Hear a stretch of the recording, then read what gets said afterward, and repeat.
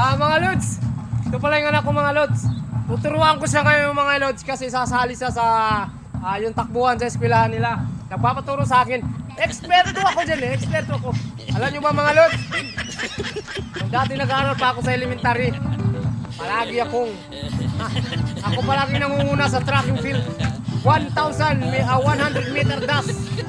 Nangunguna ako palagi hanggang nag-graduate ako. Puno ng medal yung oh. Ay, nyo ata maniwala eh. Puno ng medal ang nung nag-graduate ako ng mga grade 6, mga lods. Puno ng medalya dito ko.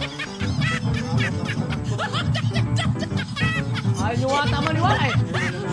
Manonood kayo ha, paano ko turuan tong anak ko. Hoy, manonood kayo kung paano turuan ko tong anak ko ha. Ha? Oh, posisyon pa lang. Ha? Panalo na. Panalo na. Ito, para talaga panalo.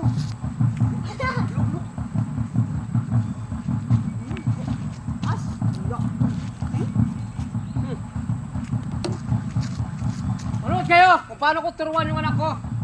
Anak, ganito ang posisyon na. Yan. Di ba ganyan? Yan o. Lakas mo yun dito na. Ha? Bakit? Tingnan mo, ikaw pala yung mali. Nakuha ka ng anak mo eh.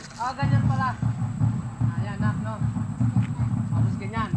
Lakasan mo yun dito mo, nak. Tsaka yun dito mo. Pag namin 1, 2, 3. 1. Okay.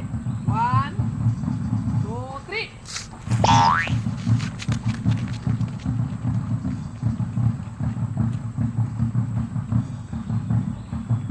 Mabilis daw.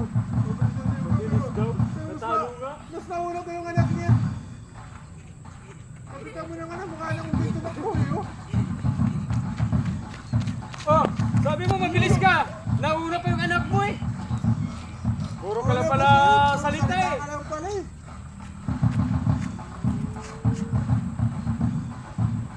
Try out pa lang yun.